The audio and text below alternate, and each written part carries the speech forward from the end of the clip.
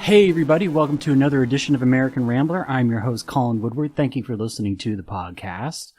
On today's show, I have Lieutenant Colonel Sam V. Wilson, Jr. As you might expect from his name, he is the son of Sam V. Wilson, Sr., who was a lieutenant general in the U.S. military, was a veteran of Merrill's Marauders during World War II, which they made a movie about. And Sam Wilson Sr. was also in intelligence, worked for the DIA, the CIA, was in Moscow for a while. I've talked about him previously on the podcast because for 2 years I was processing General Wilson's papers at Hampton-Sydney College, but hadn't met a lot of the family members and never really did, but I met General Wilson's wife, who's still living in Farmville. But I had been going back and forth with Sam Jr. for a while about some things he had up in his storage unit in southern New Jersey, and finally made the trip up there in the spring in May. I think it was before Memorial Day.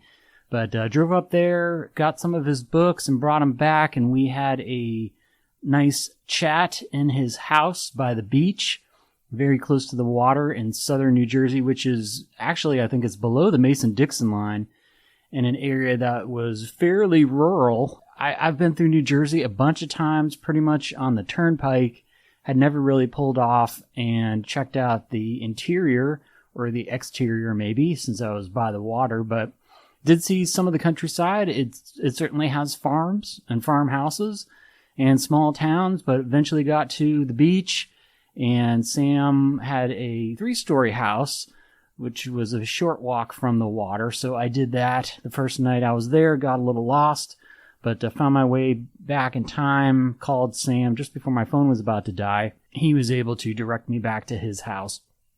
So I stayed over there. We had a talk on Saturday morning, I think it was, and talked about his life, his career in the military, obviously his relationship with his dad, who could not always be there because he was so busy, and he was working in intelligence, was essentially a spy in Germany and in Russia, so he couldn't always announce when he was going to be back home. Sometimes he would just kind of slip in and slip out. Sam will talk about that. So it was a very unique upbringing for Sam. Growing up in a military family, you move around anyway, but given his dad's prominence and intelligence, there were some added pressures there on his dad and the family. So we're going to talk about all that. That's coming up in a minute. What else has been going on? Well, was able to do that trip up to New Jersey a couple months ago. It was kind of my first real trip post-vaccine, and have been doing a lot more recently. Was in Charleston and also North Carolina. Probably both of those talks could be their own podcasts if I felt like doing that, but honestly don't have the time right now. So I'll just kind of keep it short, talk about my recent trip to North Carolina and the beach. I'm pretty sure I've mentioned it on the podcast before. I'm not a huge beach guy, but it was a pretty good week with the kids. Took them to see Boss Baby and was able to visit Fort Fisher, which was very close to where we were staying. I could walk over there. Was not a bad walk at all. And I was impressed with the fort. I didn't know what to expect. Never really do with Civil War battlefields, with some exceptions. I mean, obviously Gettysburg, you have pretty high expectations when you go there that are met. It's a very cool battlefield with a lot of people. But this was a little different. It's a fort between the Atlantic Ocean and the Cape Fear River, and was able to see some really amazing sunsets. Each night I was there, pretty much, the sun would set right behind the fort over the Cape Fear River, right on the water there. The fort is right between those two bodies of water, so you could walk from the beach over to the fort, and then you're right at the river. So the fort was positioned there so it could defend both approaches, and it was a very important fort for the Confederacy. Robert E. Lee's last line of supply late in the war was coming through Wilmington. So Fort Fisher was important. The Yankees eventually took it in early 1865, and once they did, it was really just a matter of time before Lee had to abandon Petersburg. I mean, he probably would have anyway, but without able to get those supplies, he couldn't feed his troops, and you know the rest of the story. In early April, and the road to Appomattox, which I was just on. coincidentally enough, going from Sailor's Creek and hitting other little spots along the way around there, finishing up things at Hampton, Sydney. So it's always kind of fun for me to see a new Civil War site. You can see a lot of the original fort. There are a bunch of mounds that are covered in grass now, but still quite a bit left from the original fort. I think there's more. I couldn't quite tell what was, nature and what was parts of the fort, because some things were fenced off close to the water, which I think were part of the fort or the entrenchments, but you couldn't really see much because it was all overgrown or behind this fence. But the main fort is pretty cool. So if you're ever in that area, you like the Civil War, or even if you don't, it's a nice spot, as I said, to take in a sunset. You can walk around the entire fort, which is cool. And there's a nice duckboard thing they have there, so you can walk all the way around it. There are mosquitoes and other creepy crawly things sometimes, but it is a really it's a really cool site with the you can get some shade, but there were quite a number of people visiting it while I was there. Not necessarily dorking out like I was and reading all the history panels, but people with their kids, and you can go up to the top of the fort, which is cool. There is a cannon placed there. I wonder if somehow they must have access to get inside. There's a door that was locked that went inside the fort, and we couldn't do that, but I'm sure someone can. Maybe there's really nothing in there. Maybe it's been closed off so it won't collapse or whatever. But it was very cool for a Civil War guy like me, and it is an important site and an unusual one, because I haven't seen a lot of seaside forts that are Civil War related. Went to Fort Pickens a long time ago down in Florida. That was cool, but I can't think of one since then. So glad we were staying so close to Fort Fisher. But man, those North Carolina waves are intense. When we've been to the Outer Banks, they are rough, and they were rough down there at Keir Beach. But we went to the public beach, and the waves weren't quite as bad. So you kind of have to move around a little bit to find a good spot. When you have kids, you worry about the waves. But I was worried about myself too. I mean, some of those waves were definitely knocking me on my ass. So I had to be careful to protect myself, let alone the kids. But, you're away for a week and things start to stack up. So it's been a little hectic since I've gotten back, starting a new job, dealing with the usual stuff, but also coming and going back to Stratford Hall. So always something happening. And with us being in the post-vax world, you kind of want to do everything all at once sometimes. So I don't think it's going to be an especially relaxing summer, but we are at least able to get out. All right, well, I've blabbed on long enough. Here it is, my talk with Sam Wilson Jr.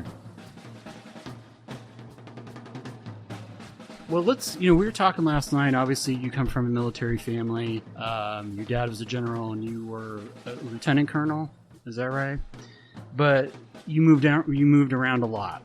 Yes. So maybe we'll talk a bit about that and kind of how that was. I mean, you spent a considerable amount of time in Virginia, in the Farmville area, and now you're in New Jersey. But let me just start with a very basic question. Where were you born? I was born in Fort Benning, Georgia, which is right outside the border city of Columbus, Georgia, which is on the boundary or border between Alabama and Georgia. And August the 19th, 1946, which is the same date and day that Bill Clinton was born. Ah, interesting. So you a Leo or you I'm Virgo? a Leo. Okay, all right, because I'm a Virgo. I'm late August, but different year, obviously. So you're born in 46 because your dad was at Fort Benning at the time, obviously, just after the war. He was commanding a company. I believe it was a training company. I don't know if it was officer students, OCS students, or enlisted, but he ran a company there out of the same large barrack cantonment area that I actually stayed in when I went on active duty in 1969. Okay. It's still standing there, same barracks. But that's what he was doing at the time. Okay. He had met my mother after hearing her sing on the radio program. My mother lived across the river in Alabama, but she had family ties in Columbus to include church ties. And she had studied voice for 8 or 9 years and piano for about 11 or 12. Okay. And he heard her singing on the radio. Ah. And he decided he wanted to meet her. I didn't know that. Yeah. Did she have any military in the family? No. Okay. No. She was a Downing. Yeah. Like Downing Street. That kind of, in fact, that was that family that Downing Street was named for, that she's descended from. Okay. In her background were lawyers and judges and business people. English, London. Right. Okay. Okay, so obviously by this point, your dad had been in the Marauders. He got out. Maybe just talk a little bit about his transition, because you were talking about it last night. It was very interesting. His transition from being in Burma to peacetime. What was kind of going through his mind there? Well, as I mentioned to you, in going through his papers that I was preparing to hand off to the college, I found a small note that he had written in his handwriting. In fact, it was in pencil. And it was basically like an index card sized piece of paper, in which he apparently, at some point upon returning to the United States from Burma, which I would have to believe would be after his recovery from illness and disease, which hospitalized him in around May or June of 1944. I would assume that it would have been sometime in late 1944 or early 1945 that he came back and was assigned to Fort Benning, but on the California coast, where he had a transition from, I guess, sailing to trains or whatever brought him to the East Coast. He made a note, an inventory of what his prospects were. Now, keep in mind, he had gone in at a very early age. He lied, got into the military when he was 16. The National Guard unit was part of the 116th, the Stonewall Jackson Brigade legacy. He actually, because he played the clarinet, the Army in all its wisdom made him a trumpeter. And so he started off, that's where they slotted him. Yeah. And so he had was serving in the National Guard. It got federalized. They went into training at Fort Detrick, Maryland. He rose up through the enlisted ranks and at some point became a sergeant. And the story is that his cousin was the regimental commander. I don't recall the person's name. But anyway, my father got into a fight with another non-commissioned officer over something that I don't know. And he was hauled up for non-judicial punishment in front of the regimental commander, who knew him, and knew that my father had potential and was smart and what have you. And he gave my father a choice. You either go into the stockade for what you did, or you go to Fort Benning to officer candidate school. And my father, not being stupid, decided to take the trip to Fort Benning and officer candidate school. Yeah. So he arrived down there, and after training, he became a lieutenant, a second lieutenant. And it was before his 20th birthday. He was 19 years old. And he was actually teaching in the Department of Tactics at the infantry school under a Colonel Hunter, who became his executive officer in Merrill's Marauders subsequently. Right. Yeah. So, when we talked about this before, but there was a possibility he was going to go to West Point after the war. Right. And I believe that was the aim, because the Army was preparing to shrink. Right. You know, it had expanded enormously during the war. And so a lot of people who came in who were essentially reserves, activated reservists, of which my father had a reserve commission that had been activated. I think the Army saw in him, because of his war record, the potential for him to become a regular Army officer, an officer in the regular United States Army, which was, by statute in Congress, always much smaller in size than the standing Army that fought World War II. And its plans to do that were to send him, because he was 19, was to send him to West Point. The plan actually was to send him to prep school, and the prep school was in Maryland, I believe. But he was unable to pass the physical test because of his bouts with malaria, typhus, dysentery, and tetanus, and all the other things that he accumulated in the jungles. Yeah. So they offered him a regular Army commission anyway, and promoted him to captain. So his worry about what was going to happen to him on the West Coast when he arrived. No prospects, no patron, no education. What am I going to do? The Army basically saw the merit in him and said, okay, you can't get into West Point, which is the normal route for regular Army officers. We're going to offer you a regular Army commission anyway. Do you accept? And your first posting is going to be a company commander at Fort Benning, Georgia, which is where I was born about a year later. Yeah. And do you think, it's hard to know what might have happened, but do you think what difference would it have made, do you think, if he had gone to West Point? Okay, that's a good question, and I think I have part of an answer based on a story that he shared with me. Okay. This was a story he shared with me after he had become a major. He was at Fort Leavenworth, which was the home of the Army Command and General Staff College. It was basically a mid-career training, schooling, if you will, for officers who were destined to rise. About 50% of all Army officers ever get a chance to go. And so he was there as a resident. And one night they went to a gathering, a social gathering of the classmates, a big gathering there. When I went 20 years later, it was the same kind of thing. Yeah. And the time came in the evening when the orchestra played the alumni song for West Point students or cadets. And at that time, all of the West Point graduated officers with a West Point background, stood and sang the alma mater while all the other officers sat. Okay. And my father described that scene to me and said that he was almost overwrought with the desire to have stood. Yeah. That. And so in retrospect, I think by his not going, his yearning to merit and earn the same kind of patina, status, sense of eliteness of that core of officers who go through West Point was a motivating force for him. Yeah. And I don't know how it works, but could he have waited and kind of recovered himself physically and then gone, or was it just I don't know. Too much of a wait? I think there was a decision point that the Army said, you've got to decide, are we going to discharge you honorably for your service? Right. Or are you going to make this decision? And I think at that time, my father decided that a military career was his one great chance to not have to go back to the farm. Yeah. So kind of for you, obviously you were talking about it last night. You moved around a lot.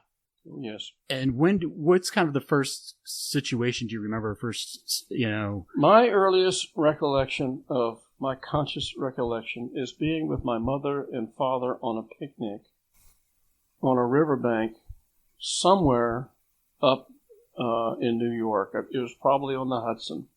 My father, we lived in a place called Shanks Village. I have no idea where that was.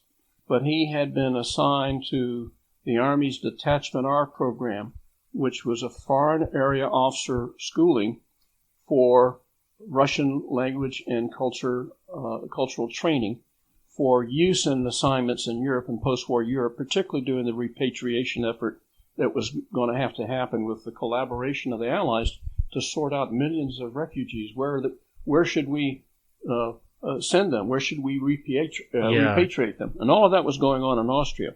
So we were there, and my first recollection was being with them on a picnic, and my father had me on the shoulders, jumping through a wheat field with me, running back and forth like a horse, and I remember laughing and enjoying it.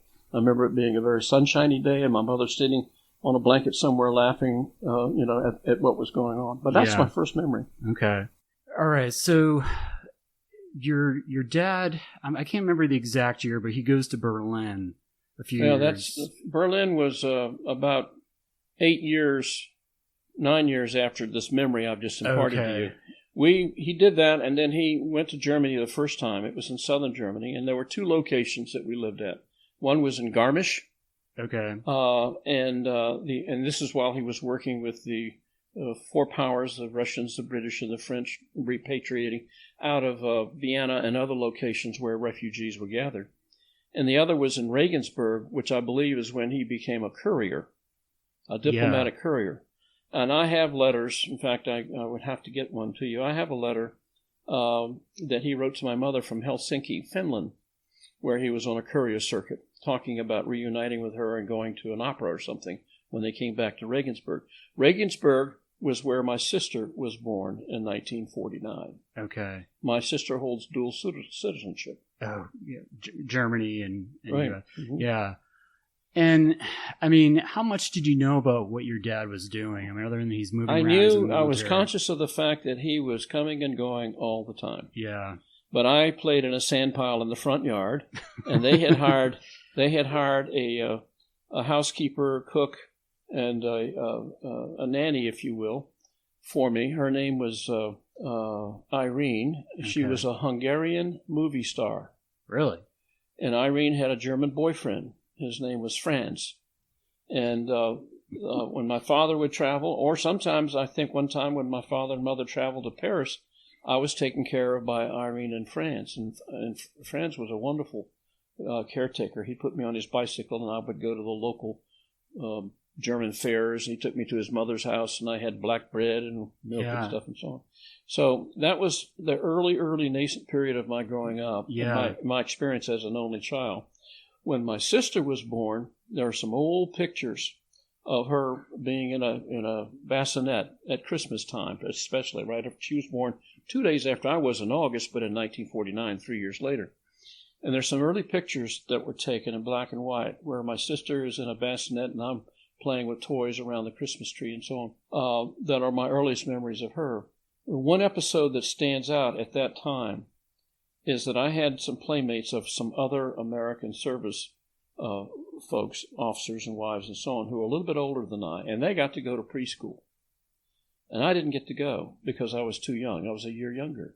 Yeah. And I got fed up with that. And so one day I climbed a 8-foot wrought iron fence, that had the spikes and everything on it. It was a very dangerous thing. Yeah. Climbed down on the other side and ran. I knew where the school was, across the sheep field and what have you, and showed up and sat down at the table and said, okay, I'm ready to learn. Oh, wow. And this created quite an uproar. And they apparently got a hold of my family, and Irene came and got me by the hand, and she gave me my first ass chewing that I ever got. And I remember what happened to me. I had to go home and sit in the corner with my teddy bear, like Dennis the Menace. I had to sit in the corner with my teddy bear the rest of the afternoon. Well, you're just showing initiative. So how long were you in Germany? When did you... We came back in 1950, and the reason for that, in June, I remember flying back with my mother and my sister. We came back in, actually it was probably in August of 1950. The Korean War had broken out, and there was great fear that the Soviets were going to resume their efforts to seize Central Europe. And so there was an evacuation of American dependents, and our immigration, our leaving, was part of that decision. And so we flew back, and my mother, living in eastern Alabama, across the river from Columbus, we eventually went there and lived with her father in her house, awaiting my father to join us, which he in the later months did. Okay. And was there, I mean, I know he was going in for intelligence, so this probably was never a possibility, but was there ever a possibility he might go to Korea in some capacity? There was, in fact. He was on orders. Okay. And my mother got very upset because it was at that time they discovered that my sister had issues. Yeah. And was requiring some caretaking that basically was very demanding. And for him to turn around and leave, on top of being separated from him for months at a time, Germany, imposed a hardship. And he actually, reluctantly, but he actually wrote the Department of the Army and got off of those orders and was assigned permanently at Fort Benning and went to school there. As opposed to going to Korea. But he was on orders for Korea, yes. Okay. Yeah, I mean, he had a very complicated career. I mean, every time I kind of go through it, the twists and turns of being abroad and then coming back and being at the various forts. So by the time you were middle school, high school, you were in the States. My first schooling was at first grade, was there in Alabama when I came home. That's September I started.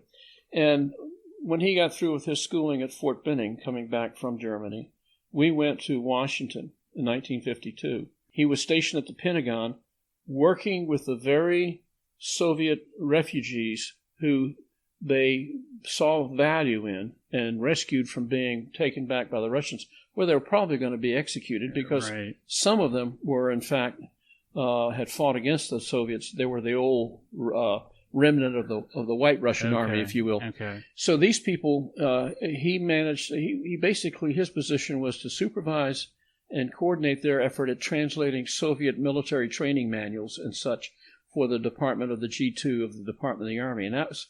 He became promoted to major at that time, was working in the Pentagon, and I attended second grade there. So first grade in Alabama, second grade. This was in South Arlington.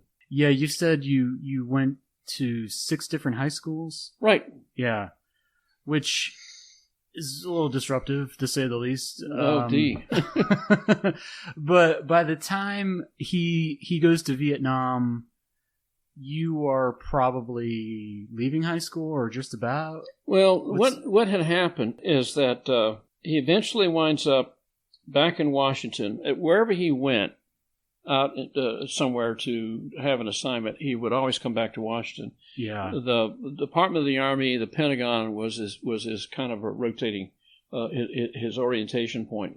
And so as a result, we were in and out of Northern Virginia. He went to Leavenworth in 1958, Fort Leavenworth, the Command General Staff College. You're skipping the 56 period in Berlin. We had gone to Berlin. I was in the 4th grade when we left. I finished the 4th, started the 5th, came back.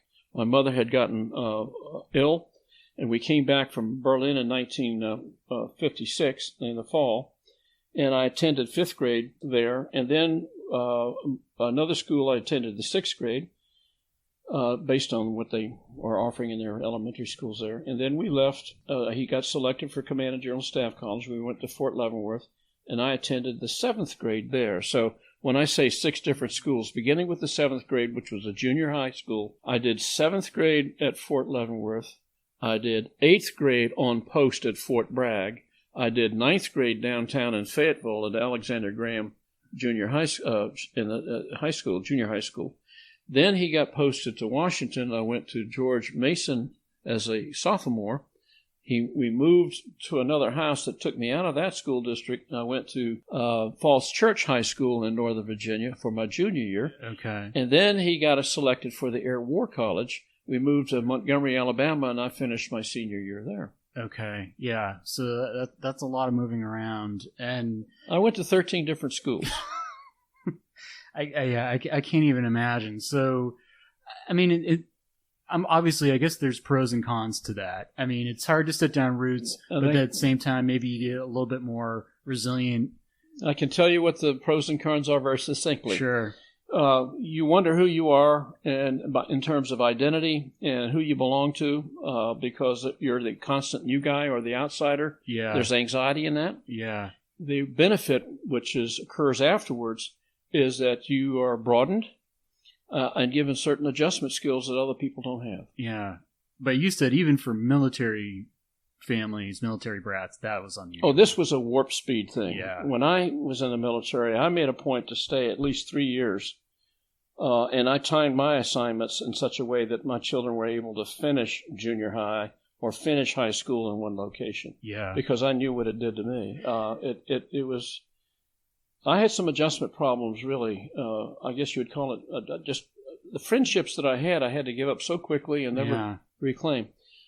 And I grieved about it. Yeah. But no, that's rough. I mean, look what happens. Look what happens to migrant children. You know. Yeah. I mean, probably a lot of kids, they have to move at least once or twice maybe in their life. But that feeling of being the new kid, I mean, I've had it at jobs, because I've had a lot of different jobs, and like being the new person can be rough. And I mean, there's a certain amount of independence you develop, but you also you kind of feel like you don't really belong.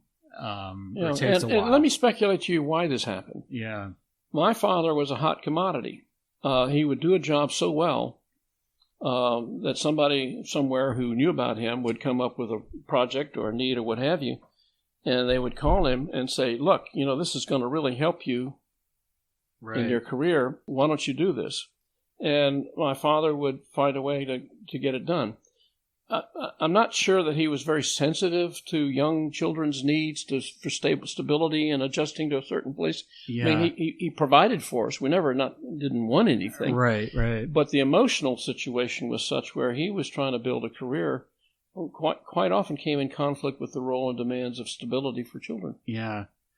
Well, I think, hopefully there's been a lot of progress with that. I think parents nowadays are maybe more aware than they used to be. I think it was probably getting better by the 60s and onwards. But no, I mean, I think to a certain degree, you had a job, you did it, and whatever they asked of you.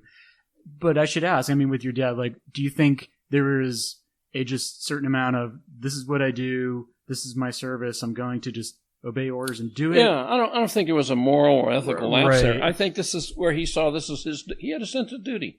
And the alternative is what we have now is helicopter parenting. I wouldn't want that. Yeah, I know. It's hard to find the middle ground there. Right. But did he also think this is going to be really good for my career, or was that maybe secondary to him? I think at times my father, his need to be needed and to be valued, given his humble origins, came into play, and people knew how to play him and say, you're just the guy for this because of you just had this assignment.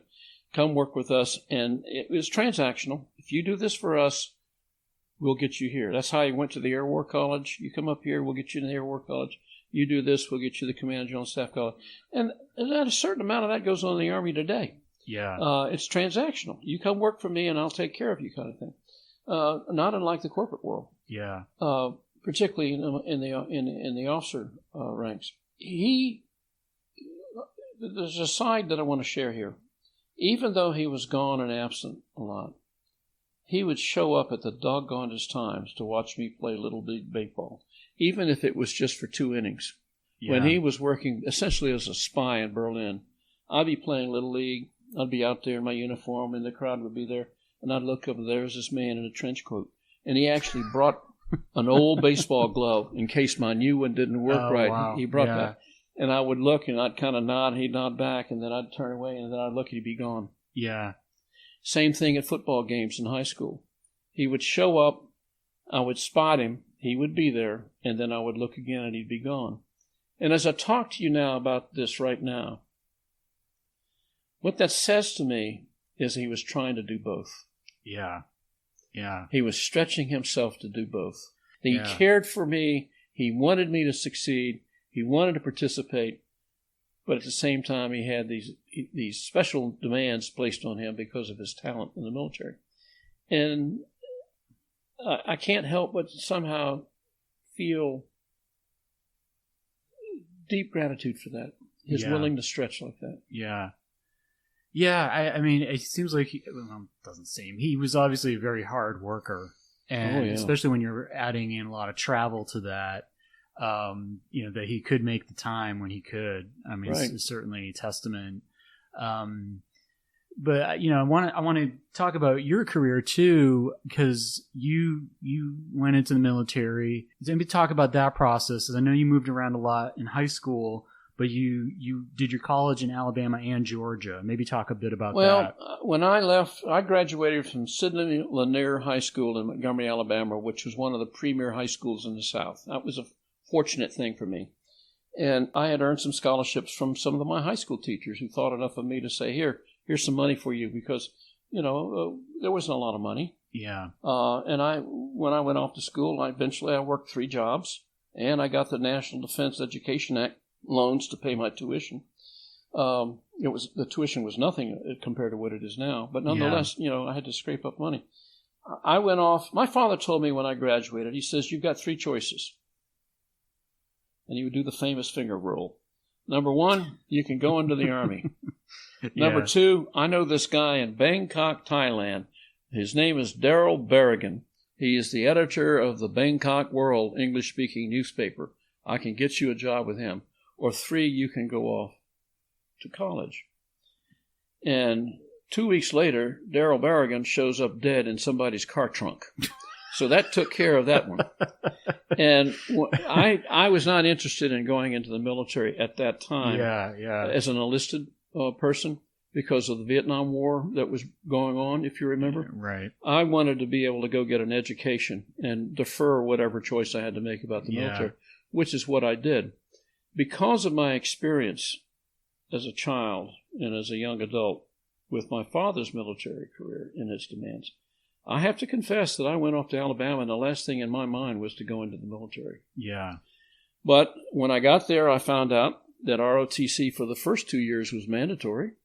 Oh. Okay. And by the time I got to my junior year, I knew that I was going to Vietnam when I graduated. I had to make a choice. Was I going to go as an enlisted person, or was I going to finish and take 2 more years of ROTC and go in as a commissioned officer? So I opted to take the additional 2 years of ROTC, went to camp, and took a regular Army. I was offered a regular Army commission. Okay. Out of ROTC, and I went into the infantry. By this time, I had done a 180. I was following my father's career, went to Fort Benning as an infantry officer, and trained there in basic training, airborne school, and ranger school, and served there for a while before I asked to be posted to Vietnam. I wound up in the Mekong Delta in the southern part of the country, basically fighting the guerrillas, the Viet Cong. Okay. For a year. And I got my degree from Alabama and got a commission. That's what I got when I went off to school. Okay. And I paid back my National Defense Act loans on time. I framed them. I'm one of those guys that paid it back. It was simple 3% simple interest per year, and basically paid 10% of the loan back each year with interest. So I got that done. And at some point in the military, I guess when I was a captain, I was serving in the Military Intelligence Corps. I had an opportunity to go to graduate school, and I chose to go into journalism. I wanted to develop the right side of my brain. I had been, objective, and the Army had basically put its imprint on me in terms of rational thought and behavior and by the numbers duty and what have you. I wanted to go be creative, so they sent me to journalism school, and they said pick a school, and I picked the University of Georgia because it had a good reputation as a journalism school, and I got my graduate degree there at the Army's expense. Yeah. But I felt like I needed to make A in every course because it was the Army's money, taxpayers' money. Yeah. So a little bit of my father's attitude about working hard, I could see it operating in me there. Well, and you're following the same path in a lot of ways. I mean, you were in intelligence, special forces. You were in Vietnam. What year was that? 1970? 71. 71, okay. As an infantry officer. Came back, went into intelligence training. And then from there, went into Green Beret training. Okay. I talked to Alan. Do you know Alan Farrell? Yep. Okay. He was in Special Forces, too. Yep. And he talked about the initiation process. Right. He didn't expand on that. Do you care to? Well, the initiation process for enlisted soldiers going in and earning the Green Beret is quite different, I'm sure, than for the officers. Okay. The officers, it was basically up front. You had to perform to such high standards that didn't have time to hassle you or haze you or what have you. Okay. It was a 20-week course at the time, 16 or 20 week. I'm trying to remember. And I was quite competitive in my performance, and earned my beret and went and became served in the 7th Special Forces Group, which had a Latin American orientation. Each Special Forces Group has an area of the world that it trains linguistically, culturally, and otherwise to operate in. Okay. Much like we have them in Africa now. And so I was at Fort Bragg serving in that capacity, but I had another, just like my father, I had a hidden assignment. Yeah. Like my father, who would have these, surface assignments, and then you would have an assignment that was, you didn't talk about. You couldn't talk about. Right. And so, I wound up taking them to UNC football games, and I would take them to the PX where they could buy clothes for their wife and their children and things like, had them over for dinner and, got to know them. And it's kind of a soft approach. It was nothing very hokey or sexy about it. It was just, get to know these guys. Yeah. And collect the information, and let's just create a file. Yeah. Well, I want to talk about kind of the spying, the misperceptions about it or whatever, but did you have anything you wanted to say about Vietnam? Well, mine was a straight-up infantry assignment. Okay. And I worked closely with the Vietnamese allies. There were two aspects that probably were the most dangerous.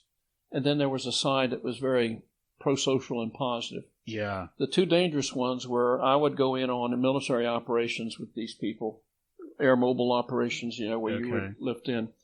And they weren't very well planned. One time they took us and put us down in the middle of a minefield. Oh, jeez. And the minefield was under fire. The VC were in the tree line shooting at us. We're in water up to our neck. There are signs everywhere saying, don't step here, there's a mine, what have you. So this is for the local farmers. Yeah. And I thought I would never get out of there. Yeah. And so working with allies, you took risks based on the fact that their planning and process and procedures were primitive and sometimes ill-informed. And that kept one on edge all the time. I bet. The other job I had was that the Vietnamese helicopter aviation did not fly at night. They were not instrument trained. So that whenever you had an issue, a casualty occur, Vietnamese or otherwise, at night, it was the U.S. medevac units that got contacted and called in. Well, they would fly out of the main city, Canton, all over the Delta. Sometimes they get there in a half hour, sometimes it took an hour. But they would come to the nearest U.S. location and pick up what they called a back seat, a local person who could navigate. Okay. And so my role was to grab my .45 pistol, my flak jacket, my helmet, a red flashlight, and a map. And I would get on that helicopter. It would land. It would be at night. And I would get into it, and I would kneel between the pilot and the co-pilot with my light. And I would say, okay, go down 2 canals, hang a left, go up 2, hang a right, go up 3. This is how we would, because it was a lattice work of canals in the Delta. There was one road. The rice fields. Right, yeah, rice fields. And so I did 25 of those missions. Okay. And the problem with that is you're out there, there's no gunships. There's no support. Yeah. You don't know how this person got hurt or how these people got injured. All you knew is that they were combat injuries. So that meant the bad guys were there, right? And so you never knew when the tracer rounds were going to come up at you. Yeah. And so you were edgy. After 25 missions of those, my boss says, you've done enough of those. And it was right before the end of my tour. Okay. And I said, oh, thank God. Yeah. But one of my proudest medals that I earned was my Air Medal, which basically represents those 25 missions of going out at night to rescue people and bring them back for medical care. Yeah, that's a heavy assignment. And reading your letters, I've read a few, and it sounds just like what you said, where there's certainly a high level of stress, but also frustration because things are just not very well planned. I wound up admiring my adversary because of the discipline and dedication and commitment, as opposed to the kinds of people that I was working with who seemed to be a step or two shy of that and almost lackadaisical and not motivated. And I came back from Vietnam basically convinced that the right side was the other side, based on the fact that they clearly cared for what they were doing. Even though ideologically we were opposed to it, I was enough to realize that my time over there, I was basically in an expeditionary force that was set up to protect things while the main U.S. forces got withdrawn. Yeah. It was a withdrawal, a strategic withdrawal. And so I was there basically to keep things from falling apart so they could get out. Right. I came back respecting the guerrilla. I have to confess that I did. Yeah. And I've always carried that thought and that idea, and it was reluctant, but I did. Well, I mean, from the testimony I've heard, veterans have been there. I mean, they all would probably agree with you to a certain degree that these guys were hardened fighters and they were completely committed. And being a couple of years after your dad was there, he left 67? He left in 67, so I was there 3 years after him. My father came back pessimistic, even though he had spent 3 years there. And you will read how I basically talked about his achievements in the eulogy that I gave at Hampton, Sydney. You will see where I bring out some of the uniquely positive things he accomplished that actually earned him national media attention and respect. Yeah. Later on, the CBS correspondents I would run into said, your father is one of the guys that wears the white hat. And this was back when the adversarial role had set up between the media and the military over the body count business. Right. But he came back, he was pessimistic after 3 years of hitting his head against the wall. So when I went over there, after the fact, I realized I was part of this expeditionary force that was in there to keep things from falling apart while Nixon withdrew from the war. Yeah. And there was no, you had to be kind of foolish if you thought otherwise. Well, it seemed, this is hindsight, but it seems like after 1968, it was that was a psychological defeat. Tough. Yeah. One of my best friends is a Marine officer, a Marine Corps officer who fought over there for 2 straight years, and he was in Da Nang and Hue when Tet broke out. And those are the guys that saw the elephant. Sure. Yeah. Tet was bad, and it was bad for a lot of reasons. But yeah. Well, and again, the whole issue of the body count, I mean, tactically, it was American victory, but right. It was didn't a strategic defeat. There's a fabled story that goes on that long after the war, there was a dinner in Hanoi. And on one side of the table were Americans led by a brigadier who was a war hero from Vietnam. And he was sitting across from counterparts in the North Vietnamese army, including a general officer sitting across from him. And they got into their cups, and they got to drinking. Yeah. And the American general says, we never lost to you in battle. And the North Vietnamese general sat back and smiled and nodded, and he says, that's correct. But however, that was irrelevant. Right. Yeah. No, and I think, but by the time did you and your dad talk about it afterward? We processed it. Yeah. We didn't process the war stories. What we processed is what happened. Politically. What happened? Yeah. I remember one night, and I didn't go with him. It was in 1975. I think Saigon had fallen or was about to fall, to the North Vietnamese invasion. And he left, and there was literally a wake of some of the old hands, Lansdale, Dad, some of the other people that he knew from his service. And there was a community of people.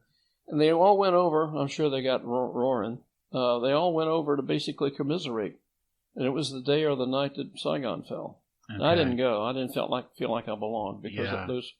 But I remember he went to that, and it was a sad thing for him. I bet.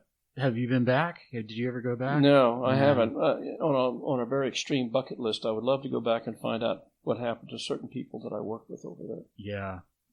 But that's a long time ago. No, I know. So what do you do after you get back? I mean, this is 1971. Well, I come back, and I'm in the Military Intelligence Corps, and I immediately go in to be trained in the Special Forces, and I receive that training, and I serve as an intelligence officer in the Special Forces.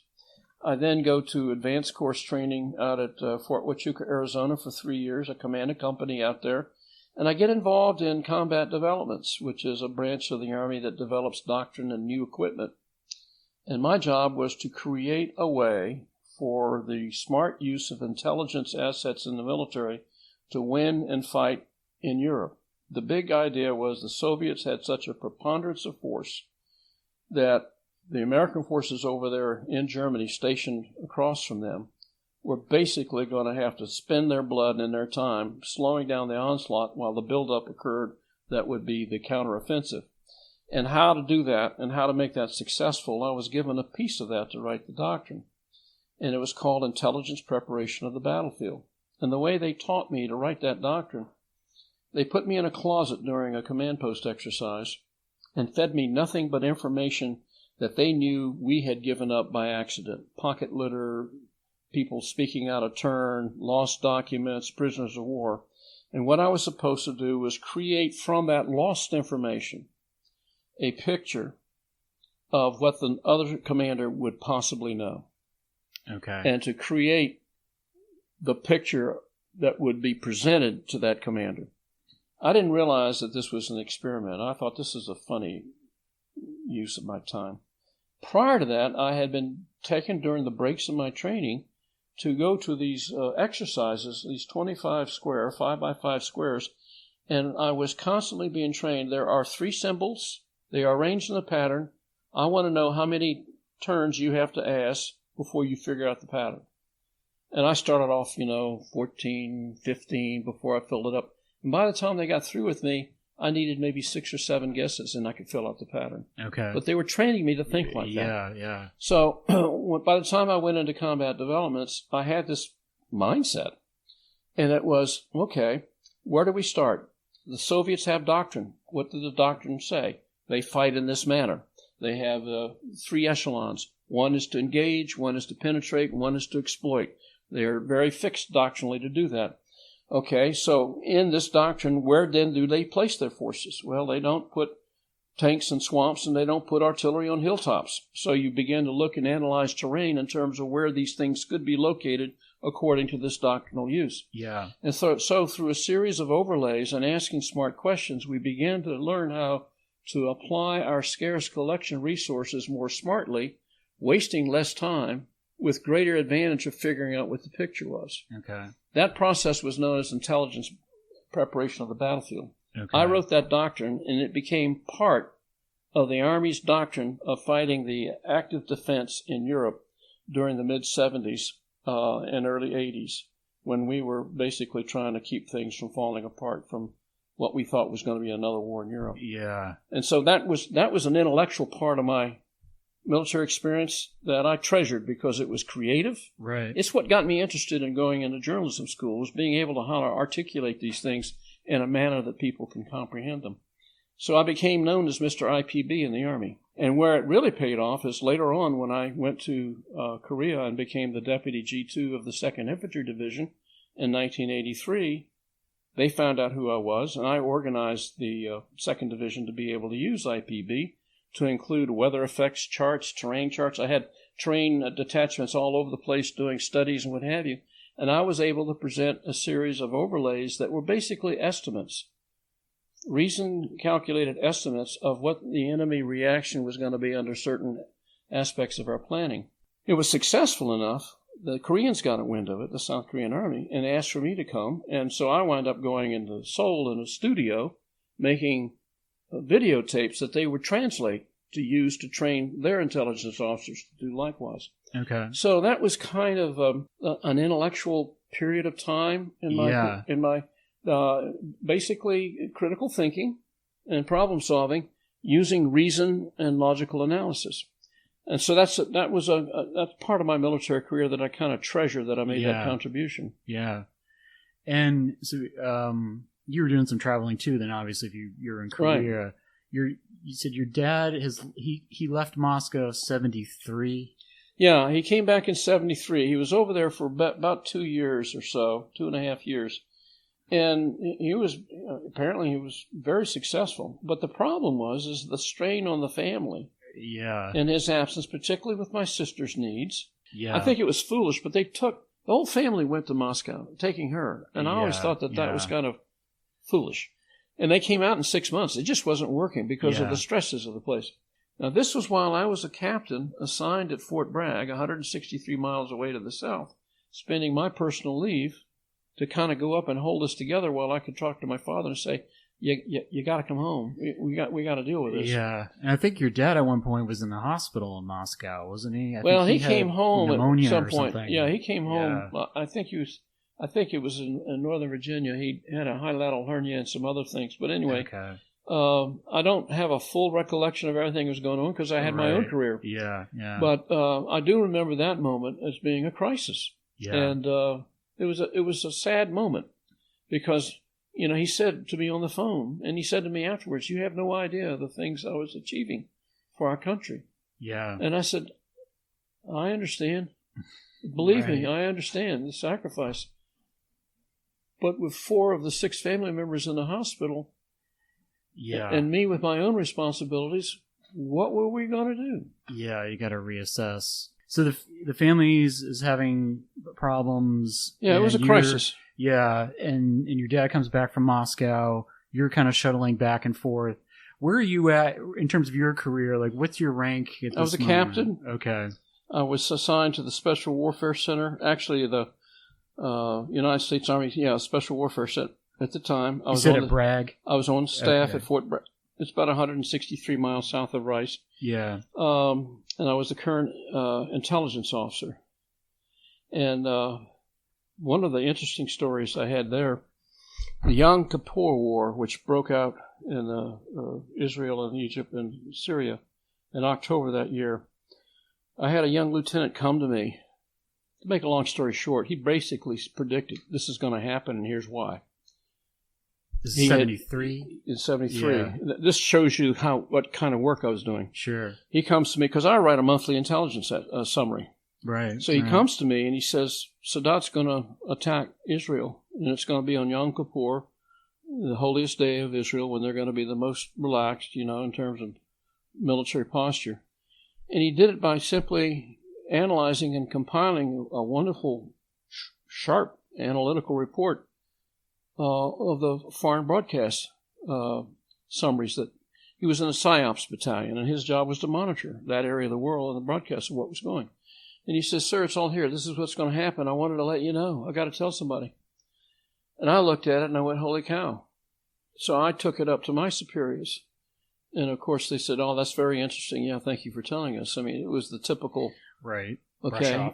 But I have never forgotten the fact that there in the bowels of that headquarters, in one of its units, sharp-eyed lieutenant predicted Yom Kippur. And I was downtown in Fayetteville getting my tires changed when the war broke out. I heard it on the radio. Yeah. But anyway, that kind of, what was interesting about that is that when the war broke out, Nixon puts the 82nd on the alert and the Special Warfare Center. Everybody assumes that I speak Russian. Again, this is this association with Dad. And I've been picked to be one of the people assigned to the 82nd to jump in at night and separate the Israelis from the Syrians to stop the war. And in other words, to say stop. And I thought, wait a minute. I don't speak Russian. Oh, yes, you do. We're putting you on this. I mean, this is one of those things. And how would Russian help in the Mideast necessarily? Well, what it would be is it would keep the Russians from doing the same damn thing and therefore getting their influence. We were going to go in. We were going to go in and do it before the Russians did. As a deterrent. And it was madness. I mean, people were running around. We were in isolation, and they ignored the fact that I didn't speak. I spoke Vietnamese, I spoke Spanish, but I didn't speak Russian. Anyway, that's the kind of job I had, and I was taking leave from that kind of job, to deal with the family things up in Rice. Wow. Well, obviously there have been big developments in the Mideast recently, and people get instantly irate about it, but I mean, memories go back far in that part of the world. So, and we tend to ignore them with our politics. What happens in 73 or what happens in 67, they remember that. It's like it just happened. So it's not just about what happened last week. It's maybe even... We can probably chase our problems in the Middle East all the way back to the Balfour Declaration after World War I, when some smart British diplomat sat down on a map with a ruler and said, French... Right. British, Saudi Arabian and what have you, without knowing on the ground what tribes lived where and what those tribal claims were. Yeah. And that's what happened when we went in the Gulf War to remove, Gulf War II to remove Saddam Hussein. We didn't pay attention to the State Department. They came in and said, if you take him out, all of these stitched up areas that have been overlaid with this asphalt of arbitrariness are going to be rolled up, and all these different factions and feuds are going to rise to be settling old scores. Yeah. And I remember watching on TV videos of State Department experts telling Congress, this is what's going to happen. Yeah. And they got the brush off, just like this poor lieutenant did at Fort Bragg, who predicted the Yom Kippur War. Yeah. So you're captain by mid-70s. Mm-hmm. You kind of talk about, bring us a little further along, I go to graduate school. I leave Fort Bragg and go to Arizona, do the combat developments thing with IPB. I go to graduate school for 18 months at the University of Georgia, and I am scheduled to go to Berlin. Again, this idea of Dad. I'm scheduled to go to Berlin to run the Armed Forces radio and TV station as a journalist. I've been trained. In fact, the Army sends me, not after my graduate training, the Army sends me to Indianapolis to the information school, and I go through 8 weeks of training as a public information officer and 7 weeks of training as a broadcast officer. Okay. And they put corks in my mouth to talk to get rid of that southern accent that I had. Really? Oh, yeah. There was all kinds of techniques. But I thought this was going to be an amazing experience to go to Berlin, where I had where I lived. And to run the TV, radio, and newspaper for the military there was an exciting prospect. But I got picked up for promotion early. I'm not complaining about that. That's nice. Yeah. And immediately got put on orders to go to Fort Leavenworth to the Command General Staff College. And so they took me off that assignment.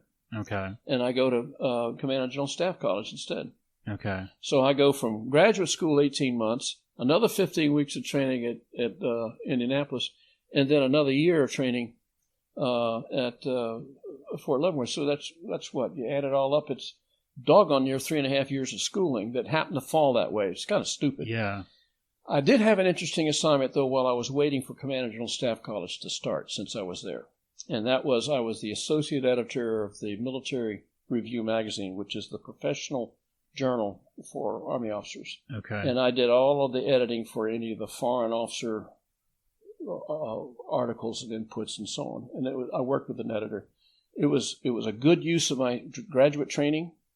I got really good at editing and cleaning things up. It improved my writing. Yeah. I enjoyed it, and I had about 5 or 6 months of it. But again, it was one of those unique creative assignments, like I did with IPB.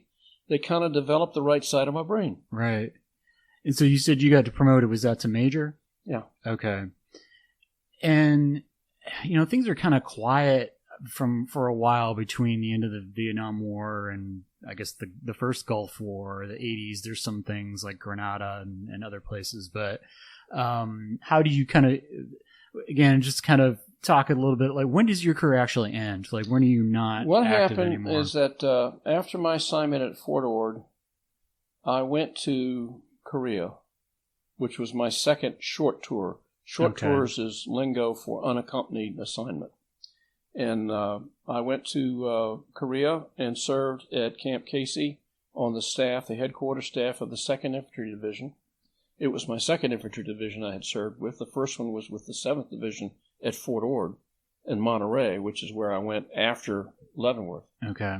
And that was another good assignment. I got assigned as a S3 operations officer for an MI battalion, and also served as the installation division training management officer. The Army had a doctrine for how to train, and I set up a program there that got accolades from the IG. That was another creative assignment. Anyway, I left there after 3 years or so and went to, as a major still, to the 2nd Infantry Division at Camp Casey, which was right underneath the DMZ. We were within artillery range of the North Koreans. Yeah. That was a 24-hour, 7-day-a-week job for a year. Perhaps next to Vietnam, the most totally military-infused assignment that I had, night and day. Yeah. They would send off alerts, and you'd have to roll out of your bed and go. You didn't know where you were going. Was this the real thing or not? Right. Because you were living like that under the gun. And that's where the IPB stuff got done with the Koreans that I alluded to earlier. I left there and went back to Fort Bragg, again as a major, and served in force development, which is kind of the similar kind of thing I did when I did the combat developments at Huachuca.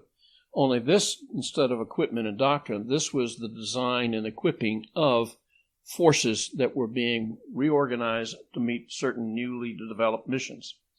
And there was a list of priorities of things that we had.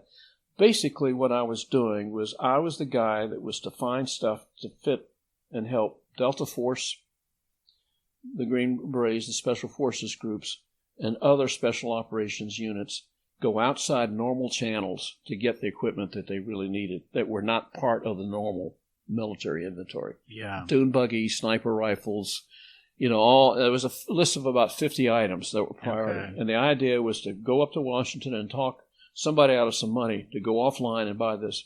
I even went to the Skunk Works. No, it's the name of a place up in Fort Lewis, Washington, where they actually had a little factory where they did the design and development of one-offs. It's kind of like Q and James Bond, where they did stuff for special missions. It was a good assignment. I got promoted to lieutenant colonel there, and I got selected for battalion command. And the orders they put me on from there were to go to Alaska. When was this? This was in 1987. Okay. I went to Alaska, actually 88. No, 86, excuse me. Okay. And I went to Alaska, and I took command of the 106 MI Battalion, which was a Russian language-oriented MI unit. A third of my people had to speak Russian. Dad again. Yeah. And I took my officers didn't have to, but my soldiers did because they were listeners. I'm getting into sensitive area again. Yeah. And I said, well, if my soldiers are going to have to do this, my officers are going to at least be able to say good morning to them in Russian. So I started a course with a professor from Cornell who, before breakfast, would teach us, and she had tests, and they hated it. I would go through the headquarters, and they would be hiding under desks, and they had this to do with this. I said, get your ass over here. Yeah. And we took tests, and we got to the point where a soldier would salute us. We'd say good morning in Russian. Okay. And how are you? Yeah. Доброе утро, And so I commanded that for 27 months. And by that time, that was 20 years, I'd had enough. Yeah. Because I felt like I had been in the military for the first 21 years of my life. And then I had my own career. So I had a 42-year career. Yeah. I had Dad beat by 5 years. Yeah. Okay. And I said, I'm 42 years old, or 42. I want to do something else with my life. And so I left. And, of course, the dumb thing that I did was I went back and I took a job with a Beltway bandit outfit in Northern Virginia that basically did contractual intelligence work for the Department of Defense. But as a senior systems analyst, I was going to do writing and creative stuff like that and so on. Well, that wound up basically being a place where I felt like I was selling hot air, and I couldn't stand it. So I did it for 5 years, provided for my family, got my daughter through high school, and I decided, this is not the break. It's not the complete break from this kind of stuff I want. Yeah. So I left and went back to Farmville, and I started off all over again as a part-time, midnight, weekend, nighttime auditor at a Fleabag motel for the minimum wage. Really? And I worked there at that job for 19 months while I looked for other work. And along the way came an opening as an adjunct professor of Southside Virginia Community College to teach. And I grabbed it. And so I held on that job while I taught. It was up at Cumberland High School, Colin County High School. Okay. And I was a smash. I taught government. And I used some of the unique stuff that I thought, and they liked it. And I eventually got employed full-time at the governor's school, which was to teach talented and gifted kids, special school system set up in Virginia for kids of merit who wanted to learn. Yeah. And I had a 14-year career teaching kids who wanted to learn. Yeah. Instead of having 5% of my time teaching and 95% with behavior problems, I had 95% of my time spent teaching kids and 5% with behavior problems. Yeah. And it was like heaven. I mean, this is the way it's supposed to be. Kids wanted to do stuff. And they went off to Duke and Pittsburgh and Tulane and UVA and Harvard and University of Chicago. And, and they're now paying my Social Security. And I'm happy about that. Yeah, that's great. But I did that for 14 years. Looking back, you talked about the Vietnam War and how you thought the odds were stacked against the United States winning that war after a certain point, and there were ideological differences. How did you kind of feel about the Cold War generally? I mean, you had a lot of dealings with Russia, dealing with Russian intelligence, and you learn a little bit of Russian eventually. Mm-hmm. What was kind of your perception, the bigger picture for you? Was it just, I'm guessing it wasn't just good guys versus bad guys. I mean, were you empathetic toward the Russians at all? No, but let me back up for a minute. Sure. One of the things we overlooked in Vietnam is that we failed to acknowledge the fact that country, which used to be 3 different kingdoms, was at war for 1,000 years. I mean, they were known as warriors. Right. They were known for fighting. You're talking about a nation that kicked the butt out of the Chinese in 1975. Ran them back in 78, ran them back up into China. I mean, these are the guys we were fighting. They weren't the little things that people were ridiculing them for. So we went in stupidly blind with who we were dealing with. All right, so I just wanted to lay that marker down. Sure. Turning to the Cold War, I grew up in a generation ahead of you learning to love the bomb. we lived psychologically under this universal threat that nuclear warfare could happen at any time. Yeah. And we really had it during the October crisis of 1962, Kennedy's October. Yeah. I mean, people were running out of high school, going off and getting married because they figured there were days left. I mean, this is in Northern Virginia. My experience of the Cold War was through my father, who seemed to have enormous respect for the Russians. His view was that these are the Russians who fought and survived 30 million casualties fighting the Germans. Their motivation is never again. Their motivation is that they were scared to death of the Germans rearming, and they weren't going to allow it to happen. And you had to take that into account to understand their behavior. Yeah. And I inherited that view of respect, healthy respect, not like I want them to be my buddies, but you better not underestimate them. I think what happened is that Reagan came along, and one of the credits, and I'm not a Reagan fan, but one of the credits is he basically bankrupted the Russian system. Yeah. They broke economically. They couldn't take care of the basic needs of their people and keep up in the arms race. That and the fact that Gorbachev came along wanting to find a way to turn off the steam. I was there to see that happen and watch that happen, and I was grateful because not all wars end that way. The Cold War never became a hot war.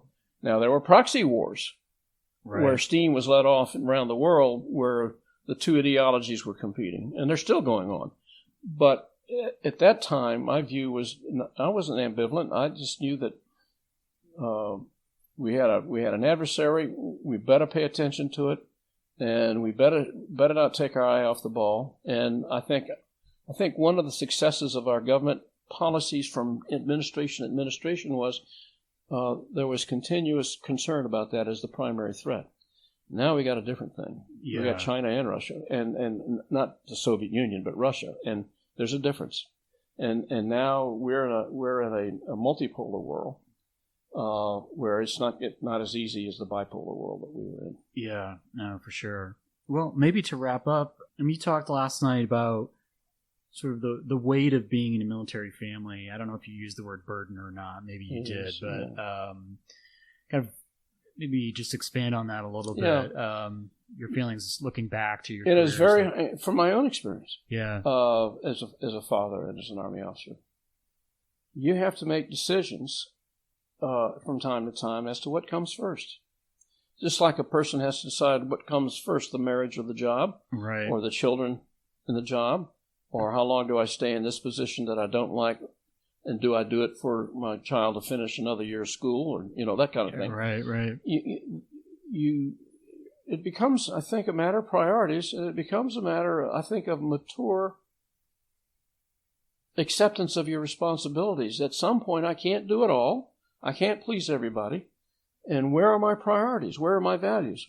One thing that I learned from my growing up was that my family wasn't going to have that experience. Yeah. And I learned that. I mean, I'd be stupid if I didn't learn that. Yeah.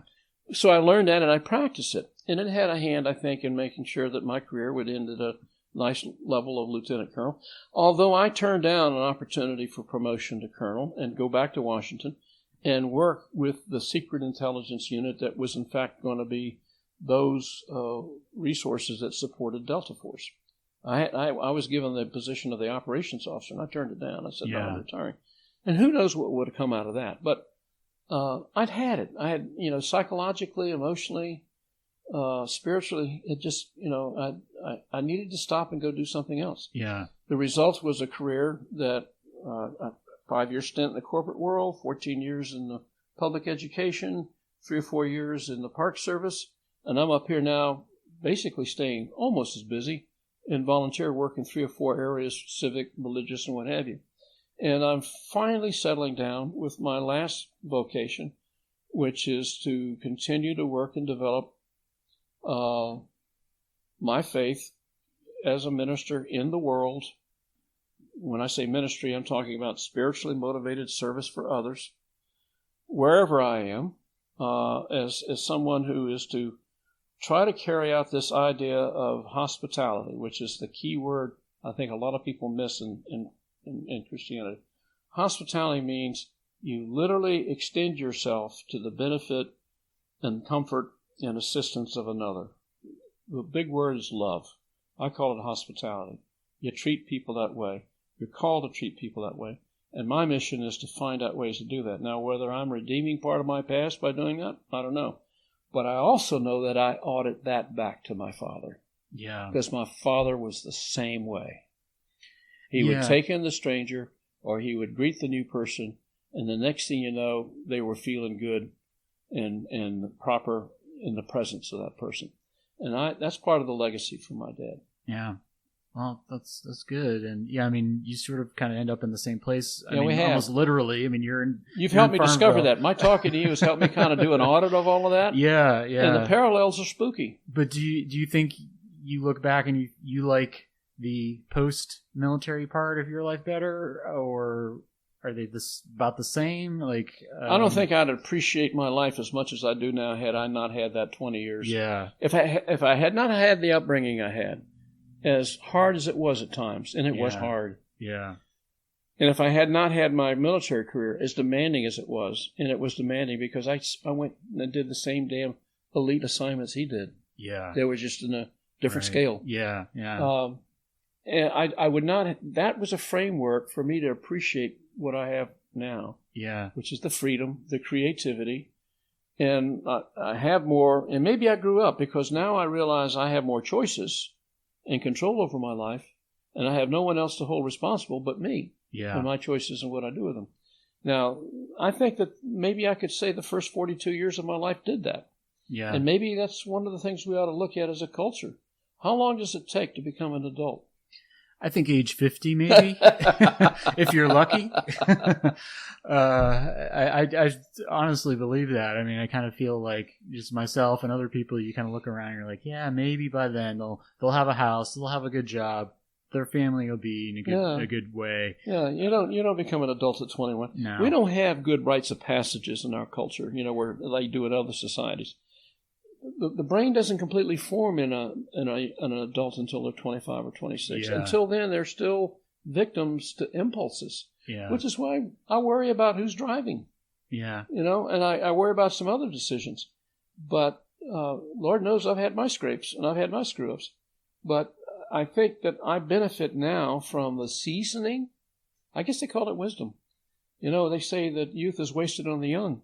If I had what I know now, and I was back in a younger person's body, God knows, what I would be able to achieve. Well, I think one of the challenges now, or problems, however you want to frame it, is that Depression, World War II, everyone went through that, and it was kind of a unifying event. And it was. Events. But we don't have that anymore. No. Everyone's sort of off doing their, I agree with some guys go military, some guys go into college, or they don't, or they work, or they're waiting table, whatever. Like that lack of unity seems to be a major issue now. Yeah, the Walter Lippmann, who was a sage journalist in my mind in his day, said, "What America lacks is a public consensus of who we are and what we ought to be about." Yeah, and there are frequent calls to do it, but the cynicism, the virus of cynicism, is abroad in our land, and now we have this thing called the internet, where any jackass can pick it up and say something loud enough and long enough, and he's going to get a following. Right.